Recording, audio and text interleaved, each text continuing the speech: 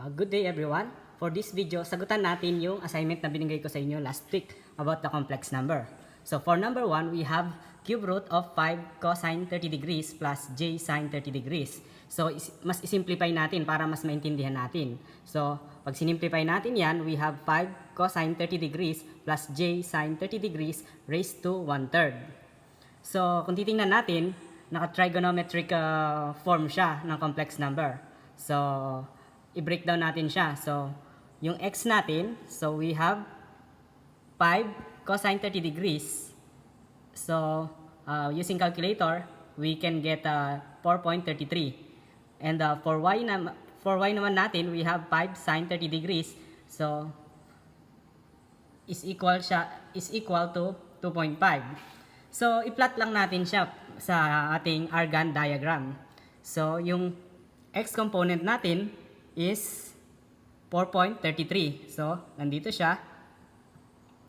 While yung y naman natin ay nasa 2.5. So 1, 2, 3, 4, 5. So 2.5. So pareha siyang positive, ibig sabihin nasa first quadrant siya. So nandito siya. So para magamit natin yung Demois theorem, kailangan natin siyang ilipat into a polar form.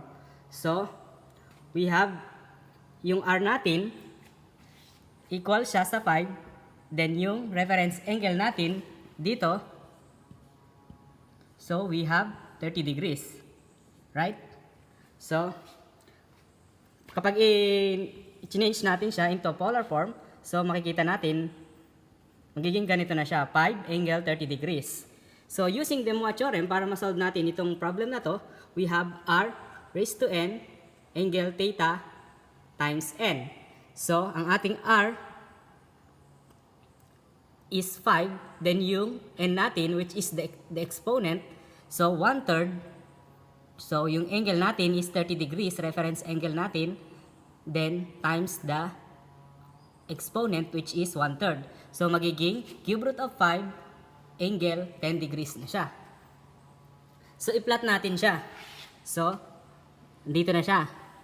So yung x component natin siya using trigonometry or SOHCAHTOA. So we have x is equal to cube root of 5 cosine 10 degrees. So yung reference angle natin naging 10 degrees na. So we have cube root of 5 cosine 10 degrees, which is equal to 1.68399. So yung y naman natin, using SOHCAHTOA nga, so y is equal to cube root of 5 sine 10 degrees, which is 0.2969. So hindi pa dyan nagtatapos. So ang hinihingi sa atin is yung sagot natin, i-change natin into a complex rectangular form. So using rectangular form, z is equal to x plus jy. So yung z natin is equal to x. So ito yung nakuha natin na x, 1.68399 plus j 0.2969. Okay guys, for number 2, we have quantity square root of 5 plus j square root of 8 raised to 2. So kung mapapansin nyo, parang squaring of binomials lang siya. So we have square root of 5 plus j square root of 8 times square root of 5 plus j square root of 8. So using FOIL method, so we have square root of 5 times square root of 5, then square root of 5 times j square root of 8, then square root of 8 j square root of 8 times square root of 5, then j square root of 8 times j square root of 8. So the resulting equation will be like this. So simplify lang natin siya, combine like terms. So we have square root of 25 plus j square root of 40 plus j square root of 40 plus j squared times square root of 8 squared.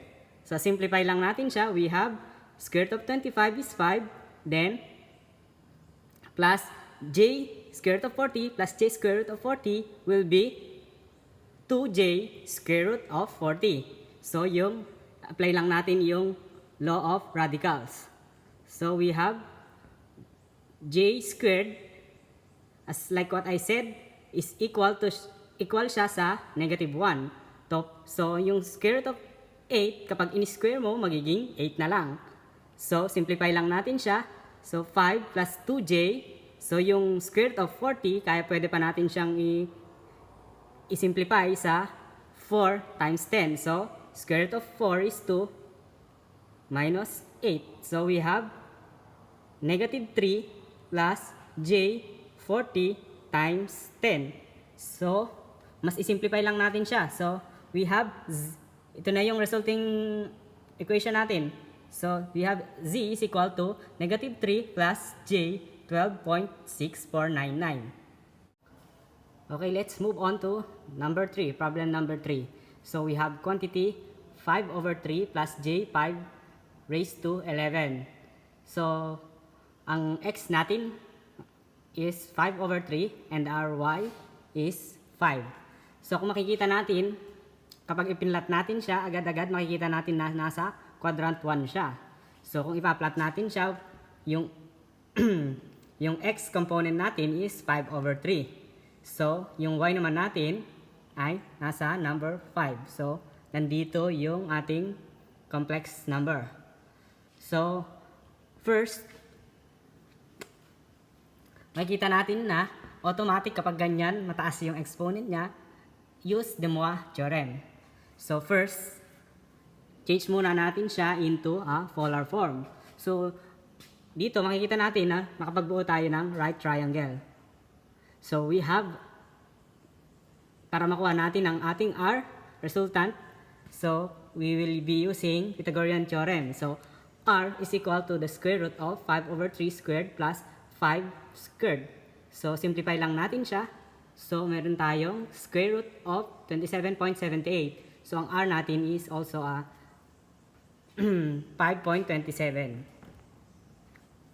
So, para makuha naman natin yung reference angle niya, we have arctan or inverse tan negative 5 divided by 5 over 3. So, we have 71.565 degrees. So, ito yung reference angle natin. So, using the Moore theorem, so, nakuha na natin yung R and yung reference angle natin. So, substitute lang natin siya. So, yung R natin is 5.27 raised to 11, angle 71.565 times 11. So, simplify natin siya. So, we have 5.270 raised to 11, angle 787.215. So, makikita natin, so, nasa quadrant 1 pa rin siya. So, because yung angle niya is 787.205. So, hindi pa yan. Hindi pa tapos yung sagot natin. So, ang hinihingi sa atin is i-change natin into a rectangular form. So, ito yung ating magiging z is equal to 5.270 raised to 11 times cosine 787.205 plus j sine 787.215. So, simplify lang natin siya. So, ang ating answer will be 337,23711.584 plus j 80284369.289. So, ito yung ating final answer. So, kung makikita natin, siguro yung iba sa inyo, mga nagra-round off muna. So, magkakaiba ng tayo ng sagot kapag nagra-round off tayo na nagra-round off dyan. Number 4, if we have z1 is equal to 8 plus j 3 and z2 is equal to 3 cosine 20 degrees minus j sine 20 degrees, find z2 over z1. So, ang hinahanap natin is the quotient of z2 and z1. So, first, yung z2 natin is in the form of trigonometric. So, in order for us to perform the necessary operation, we have to change them into the same form. So, para mas madali, i-change natin siya into rectangular form. So, pag change natin ang Z2, we have Z2, 3 cosine 20 degrees minus J sine 20 degrees. So, simplify lang natin siya using our calculator. We have 2.82 minus J 1.03. So, sa ating previous lesson, kapag tayo nag-multiply ng, pag tayo nag-divide ng complex number, so ganito ang step. So, Z2 over Z1 is equal to 2.82 minus J 1.03 all over 8 plus J3. So, imumultiply natin siya sa kanyang conjugate. So, ang conjugate ng 8 plus J3 is 8 minus J3. So, multiply lang natin siya. First, muna tayo sa numerator para hindi tayo maguluhan. So, sa numerator natin, we have 2.82 minus J 1.03 times 8 minus J3. So, using FOIL method again. So, we have 8 times 2.82 plus 2.82 times negative J3 minus J 1.03 times 8 plus negative J 1.03 times 1 negative J3. So, ano lang. So, combine like terms. Simplify natin siya. So, ang ending, makukuha natin dyan is 19.47 minus J 16.7. So, i-follow nyo lang yung necessary operation, yung algebraic algebra rule, and makukuha nyo na magkakamap kayo dito sa result na to. So, nakuha na natin yung numerator, so let's proceed to the denominator. So, sa denominator natin, we have 8 plus J3 times 8 minus J3. So, ganun din. Same process. So, multiply using FOIL method, then combine like terms. So, yung mga rules natin in sign sa algebra natin, so, makukuha natin is 73. So, lipat na natin siya. So, Z2 over Z1, so, nakuha natin na yung numerator niya is 19.47 minus J 16.7 all over 73. So, distribute lang natin yung 73 as its denominator. So, 19.47 angle 19.47 divide 73 minus J 16.7 over 73. So, the ating Z2 over C1 will be 2.67 minus 0.23. Yan na yung final answer natin for number 4. Okay, lastly, for our number 5, the given are, we have Z1 is equal to quantity 6 plus J6 squared, and Z2 is equal to 3 minus J3. Then find Z1 and Z2. So, dito sa number 5, ang hinahanap naman natin is yung product ng Z1 and Z2.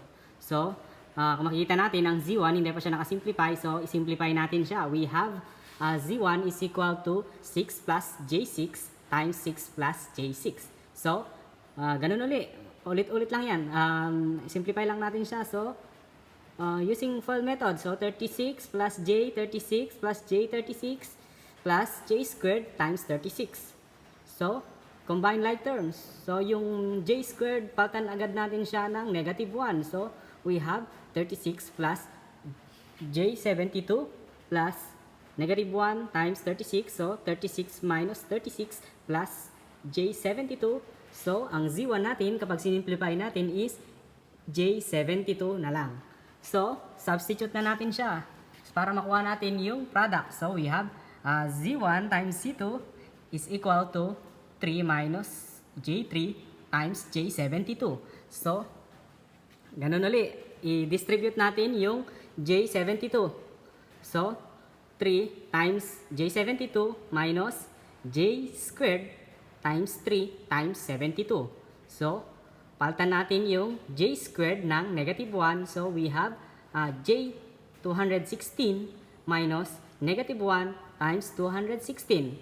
Therefore, ang product ng Z1 tsaka ng Z2 is 216 plus j 216, and that will be your answer.